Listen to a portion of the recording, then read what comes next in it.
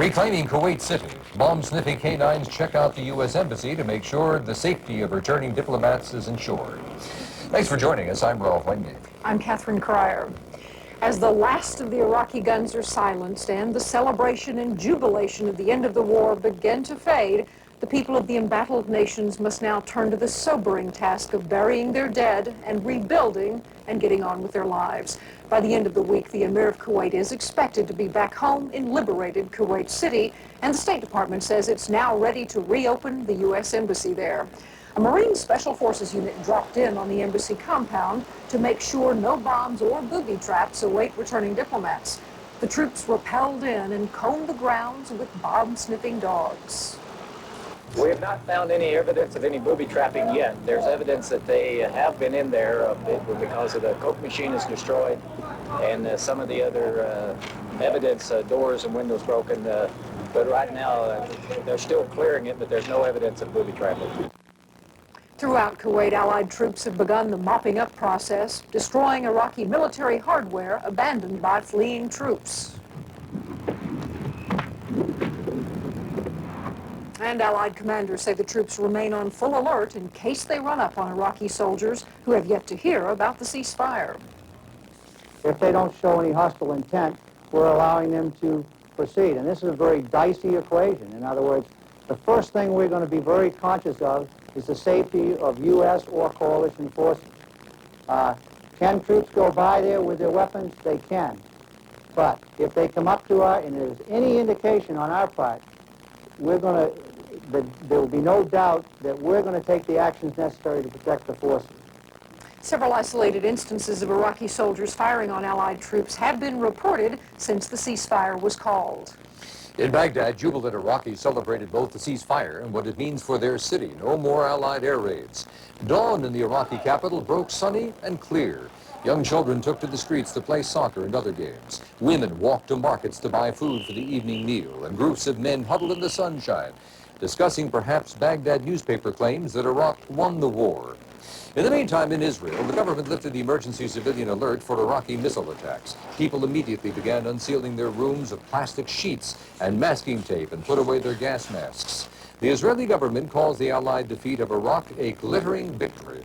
But some officials warn the threat to Israel remains as long as Saddam Hussein is in power. Going to go to Kuwait City now, and CNN correspondent Charles Jaco. Charles? Well, good evening. It's around 11 o'clock at night here in Kuwait City, and it is a mess in many places. There is an incredible amount of rebuilding that remains to be done here as civil order is slowly restored. Some pockets of Iraqi troops reported holed up in houses, apartment buildings, maybe a dozen, maybe 2 dozen. They're not willing to fight, apparently, unless cornered. Apparently, according to Kuwaiti Special Forces, all they'd like to do is just kind of slip back into the civilian population. Kuwaiti Special Forces, aided by U.S. Special Forces, claim they're going to round them up. As for the destruction, almost every building, every home in Kuwait City has been touched by some form of it. We have some videotape here that CNN shot of one home. Apparently, it used to be a fairly nice house that was turned into a center for anti-tank activity by the Iraqis. The inside of the house was pretty well messed up, according to the folks who were there, and the exterior was defaced, bricked up, Iraqi military equipment, memos, all sorts of things left lying around inside. At one of the best-known centers in the Middle East, the Kuwaiti Institute for Scientific Research, the scene for the scientists who went back there today was appalling, in the words of one of them. All the laboratory equipment gone, everything from Bunsen burners to lights ripped out, microscopes missing, oscilloscopes gone, test labs, benches, computers, tools, everything ripped out, and what wasn't taken was vandalized. They say they don't know when, if ever, that Institute for Scientific Research is going to be able to get back on its feet again. A lot of automobiles were left scattered around the streets of Kuwait cities, some of them completely trashed, others vandalized, some shot up. The Kuwaitis are telling us that 2 groups of people did this. One are retreating Iraqi soldiers, and 2, they're laying a lot of this blame on residents of Kuwait, Palestinians, and the Palestinians who were sympathetic with Iraq. They claim a lot of this damage was their doing. That's going to have to be sorted out over the ensuing days and weeks. Meanwhile, the damage is going to take quite a while to repair, and people are returning to their homes and businesses to find shocking scenes. We have that story from Jeremy Thompson. Radwan and Wafa Katmani were thrown out of their house when the Iraqis invaded last August. Today, they returned home for the first time in 7 months to find that it had been turned into a fortress. The Iraqis had used it as an army compound. Like so many Kuwaitis, the Katmani's home had been left in ruins, all the windows bricked up by soldiers defending themselves against resistance fighters. Inside, they found piles of live munitions and weapons left by the fleeing soldiers. Many of them had come from Jordan, but shells were no use to a family with no electricity or running water. On the roof where the Katmanis used to play with their 3 young daughters, there were sniper positions abandoned by the Iraqis only 2 days ago. I don't like the house anymore. I want to change everything because really, I can smell the Iraqi people in my house. I can smell their stuff. It's dirty. One of my cousins was killed. They shot 14 shots in his head. 14 shots? 14. Yeah. And killed him just like this, in the street.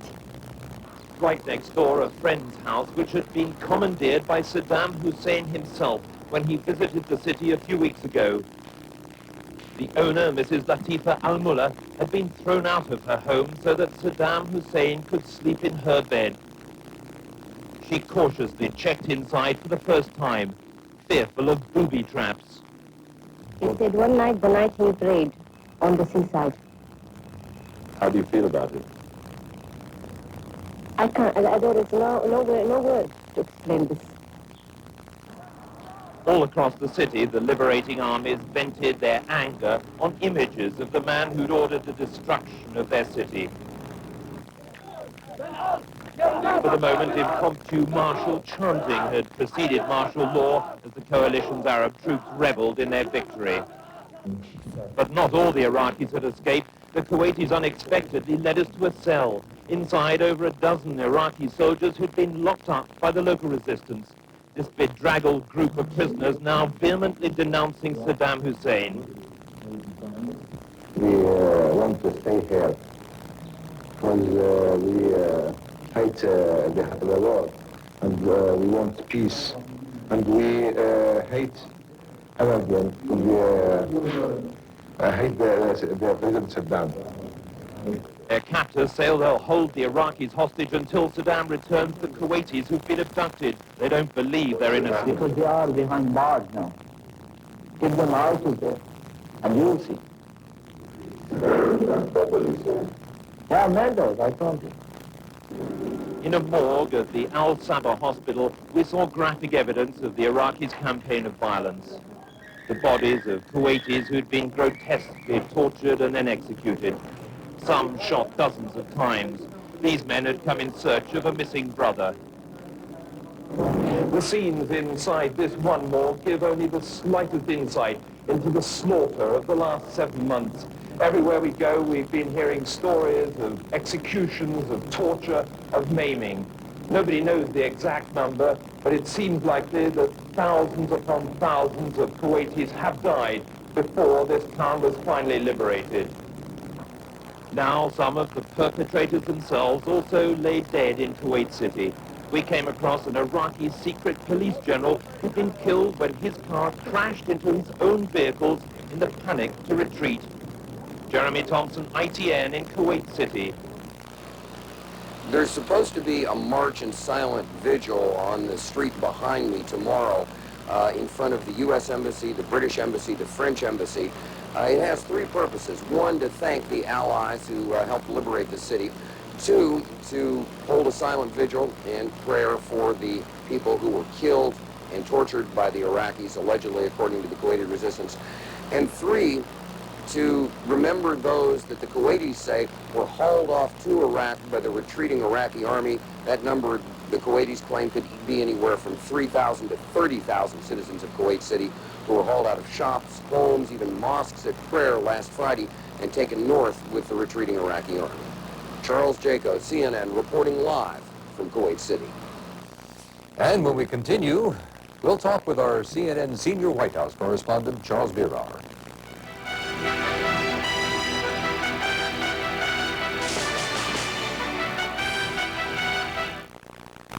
I'm Susan Rook. CNN is pleased to begin presenting 1 hour of closed caption news to our hearing impaired viewers around the world. You can receive this service tonight and every night at 8 p.m. Eastern, right here on CNN.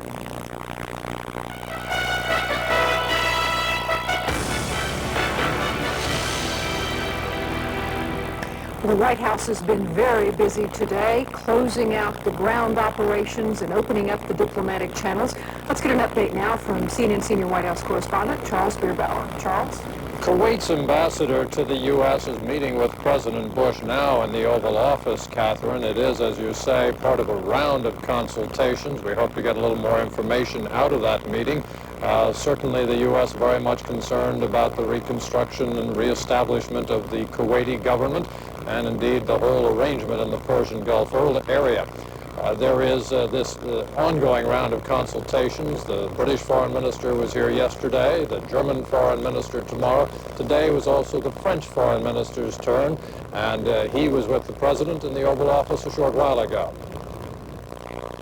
I'm glad to have this opportunity roll on to tell you how much we appreciate the closeness, the way in which you and our Secretary of State have worked through a lot of ups and downs in the road, and we valued your advice, your judgment, the courage of your fighting people, and you come here on an exciting day for all Americans. It's most fitting that you be here, too. Let me say that how glad I am to be here today, especially, and to thank you for receiving me today, and give to the American people all the regards from France. And we have been fighting together in this big, difficult period that I hope now we will continue to work together to build a peace, a very good, peaceful, and stable settlement in that region. The issues ahead are, of course, as the President agreed with the French Foreign Minister, finding a peaceful solution to ongoing problems. White House spokesman Marlin Fitzwater outlined in very broadest of terms four of the concerns that now must be approached. One is the security arrangements in the Persian Gulf area, what kind of a peacekeeping force is needed, how much of an American presence there would be on an ongoing basis. Bear in mind the U.S. has had a naval presence in the Persian Gulf for, since 1949, so that will be increased in some dimension. There's a question of arms control and proliferation. One of the greatest concerns is keeping Iraq from rearming itself.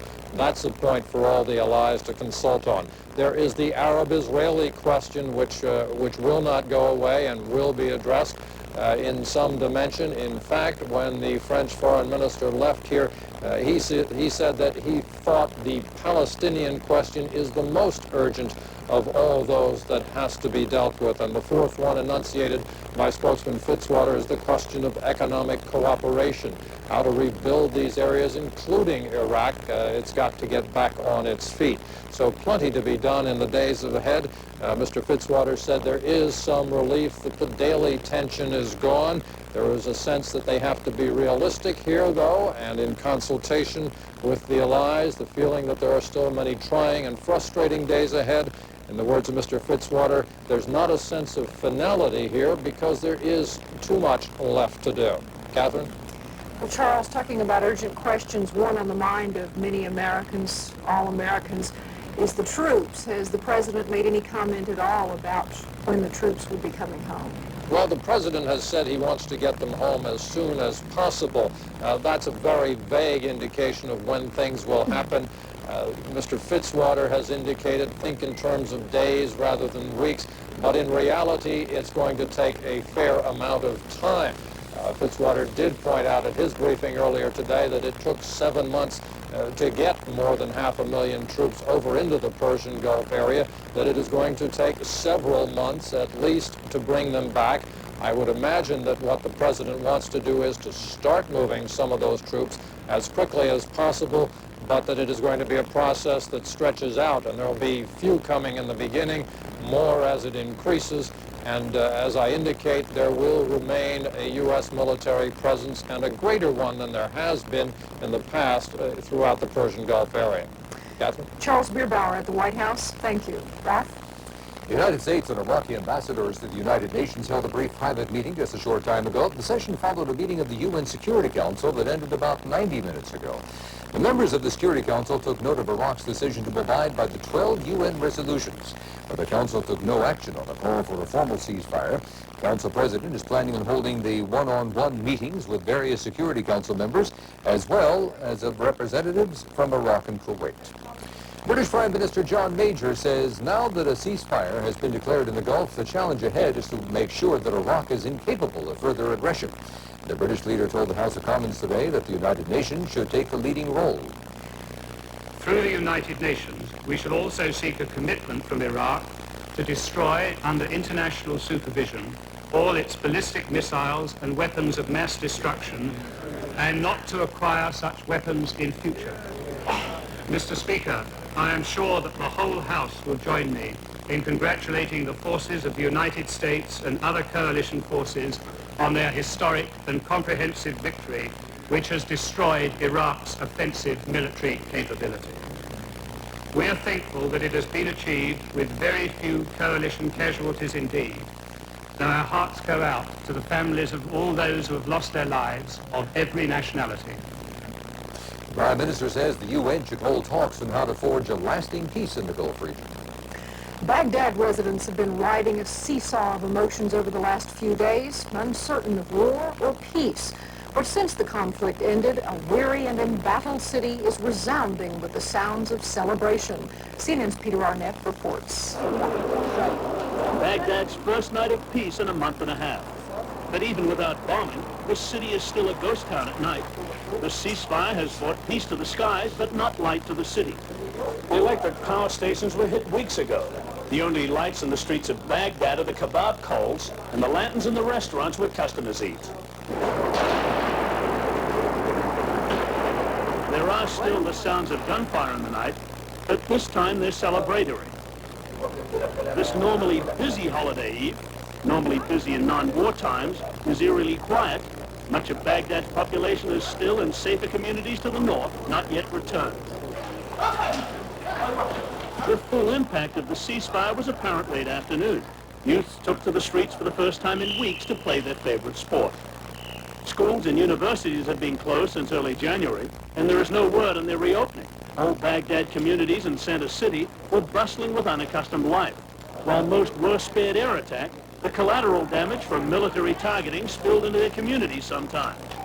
Some people said they're out for the first time since the air war began. While the young played football, the veterans of other wars reflected on the present and future of Iraq. Of course, this experiment made us more powerful. To see the human being through his experiment and through his situations and private experiment, he can establish a strong future. We know the Iraqis do not want destruction, and all Iraqis were happy for the ceasefire. I can say Iraqis are all satisfied with their government. The subtleties of the politics of the ceasefire seem lost in the shell-shocked residents of the capital city. They're embracing peace now and hoping it lasts till tomorrow. Peter Arnett, CNN, Baghdad. A note, we continue to wait now for the start of the Pentagon briefing. We're expecting it any time. When it does take place, we'll bring it to you live. In just a moment, we're going to go to Jordan, find out how the people there feel about the ceasefire. Stay with us.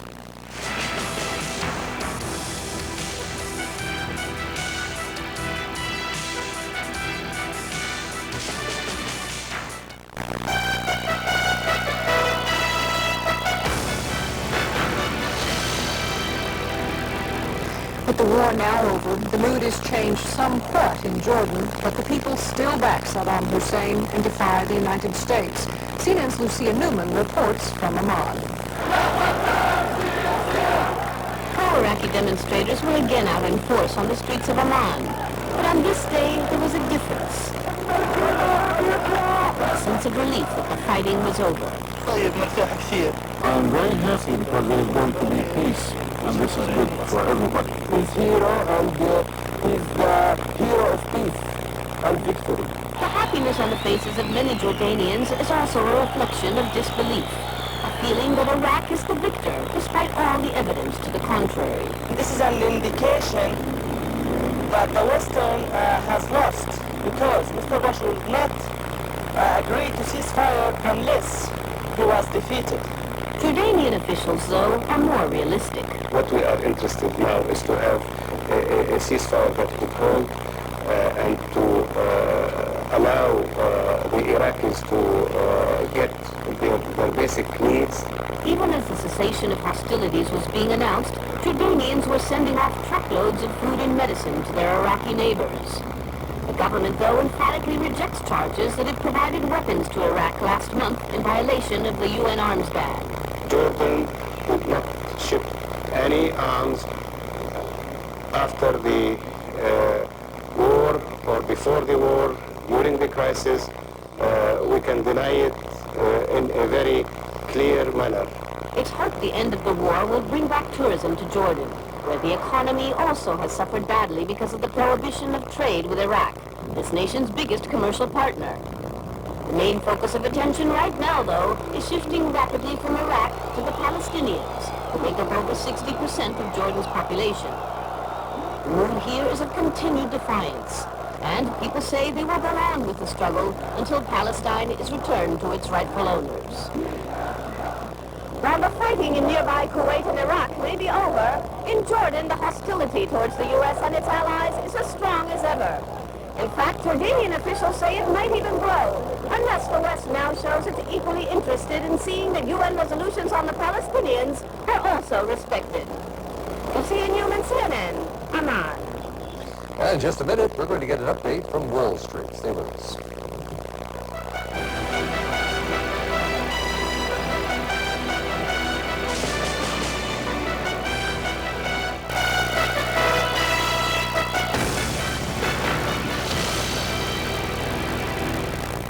Find out now what Wall Street is doing. Beverly Shook is at the New York Stock Exchange. Beverly?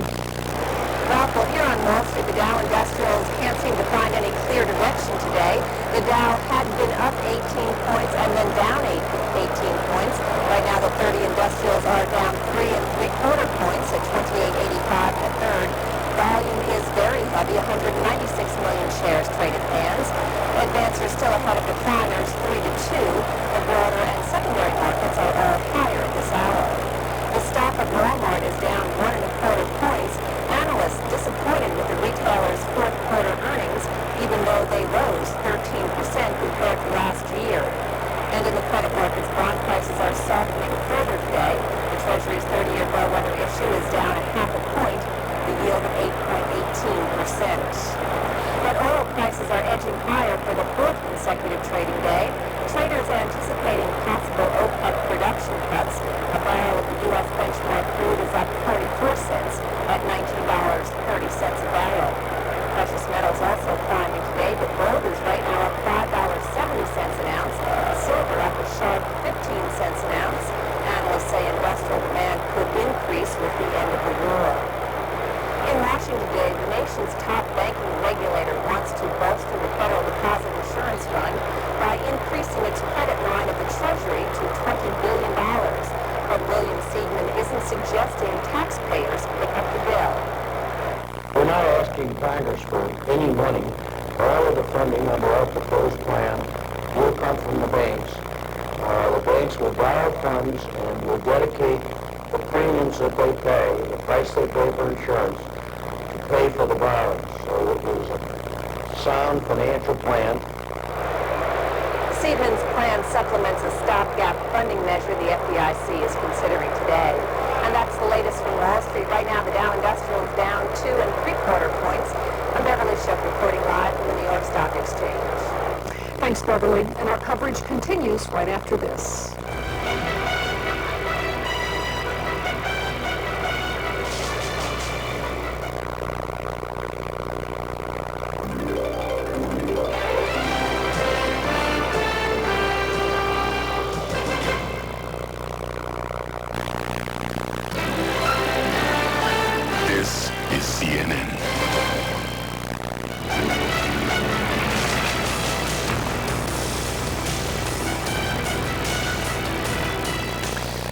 City, the Allies and Kuwaiti special forces are still vigilant. They're ferreting out pockets of Iraqi troops still holed up in the city. The Kuwaiti people are telling tales of murder, pillage, and rape by the Iraqis. In the final days of occupation, the Iraqis blew up key buildings and set fire to others, wreaking widespread destruction before they left. But one building that escaped virtually untouched was the U.S. Embassy. Marines and trained dogs checked barricaded areas carefully today, searching for booby traps or bombs.